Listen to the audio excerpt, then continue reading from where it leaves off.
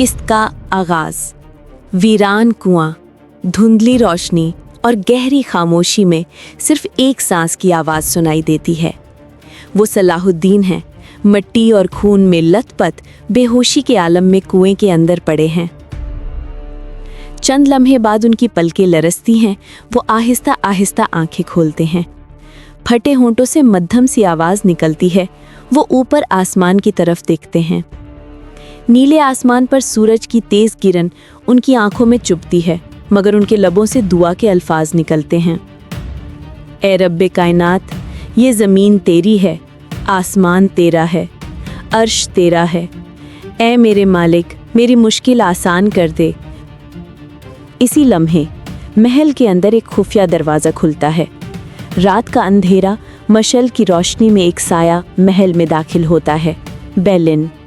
वो सीधा उस कमरे में पहुंचता है जहां उसका बूढ़ा बाप कॉन्टोक बिस्तरे मर्ग पर लेटा है।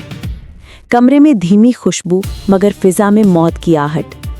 बेलिन अपने बाप के करीब झुककर नर्म लहजे में कहता है, आप अब भी मुझसे ज़्यादा होशियार हैं बाप। आखिर लम्हे तक अकल आपके साथ रही। कॉन्टोक कमज़ोर मगर फख्र से भरी आवाज़ में कहता है, ये किला तुम्हारा है बेटे, ले लो इसे, ये अब मेरा नहीं रहा। बेलिन खामोश रहता है।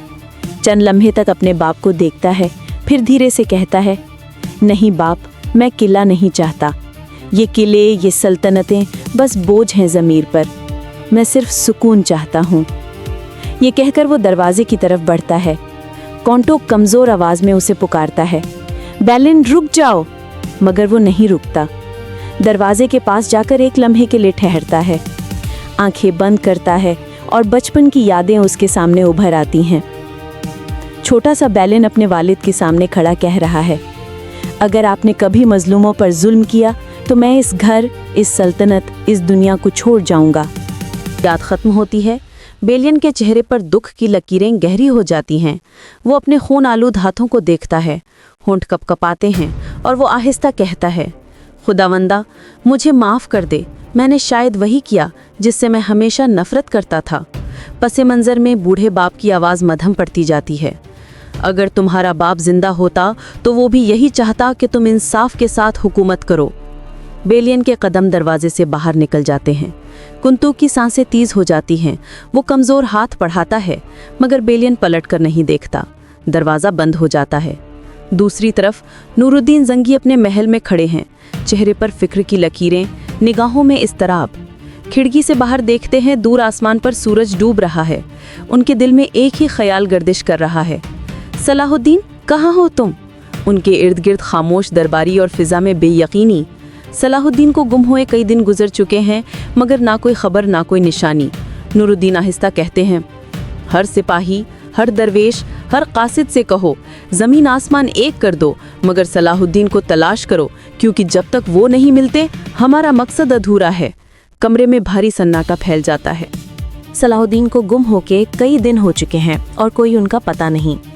उसी लम्हे वजीर अंदर आने की इजाज़त मांगता है और कहता है कि दीवान आपकी आमद का मुंतज़िर है। तब तक वो वीरान जंगल में कुएं के अंदर सलाहुद्दीन मदद के लिए रसूल अल्लाह को पुकार रहे होते हैं। भूख और प्यास से निढाल होते हैं और सही तरह से बोला नहीं जा रहा होता, और मुसलसल रसूल अल्लाह को मदद के लिए पुकारते हैं और फिर बेहोश हो जाते हैं।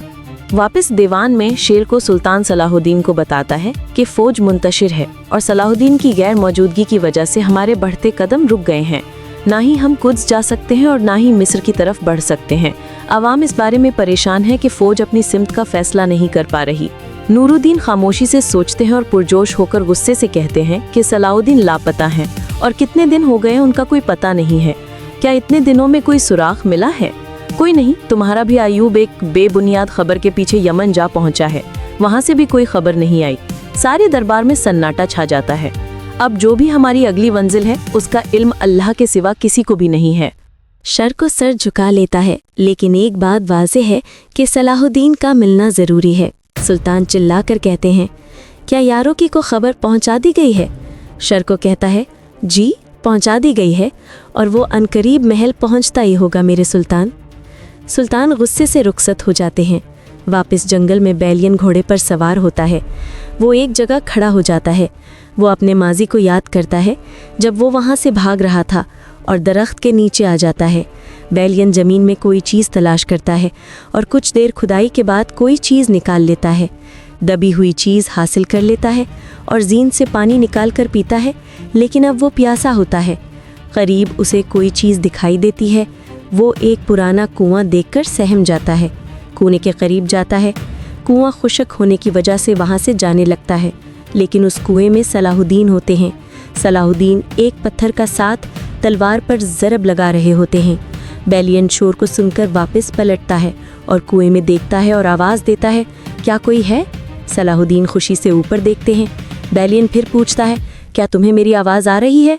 सलाहुद्दीन आहिस्ता आवाज़ में कहते हैं, मुझे निकालो यहाँ से। बेलियन सलाहुद्दीन को निकालने में मदद करता है। वो रस्सी के ज़रिए सलाहुद्दीन को निकालने की कोशिश करता है और बिलाखिर निकाल लेता है। सलाहुद्दीन बहुत ज़्यादा कमज़ोर होते हैं। सलाहुद्दीन अल्लाह का शुक्र अदा करते हैं। बालियान सलाहुद्दीन की खिदमत करता है, पानी पिलाता है।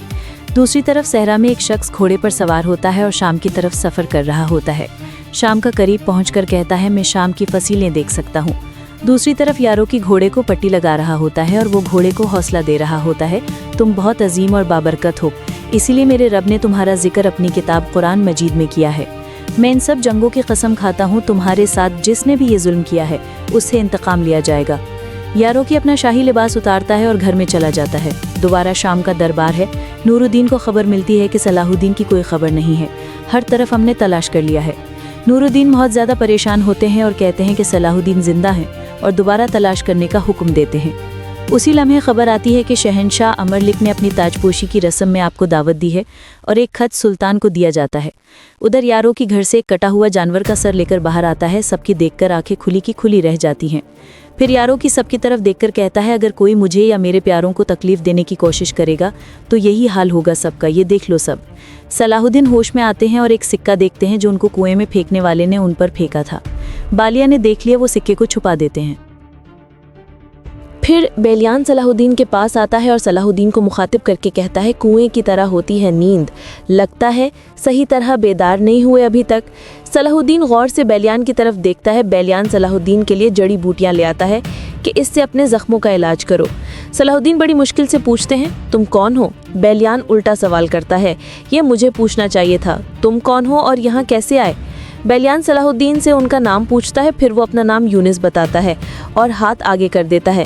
सलाहुद्दीन उसकी तरफ गौर से देखते हैं और कहते हैं, नाम तो तुम्हें भी मुश्किल से याद आया है। फिर अपना नाम यूसुफ बताते हैं। बेलियान कहते हैं, हज़रत याकूब अलैहिस्सलाम के बेटे यूसुफ अलैहिस्सलाम की तरह खुशकिस्मत हो, लेकिन मैं नहीं हूँ ताजरों का गुलाम। यहाँ पर किस्त का इख्तिताम होता है। अगली किस्त देखने के लिए चैनल को सब्सक्राइब लाजमी करें।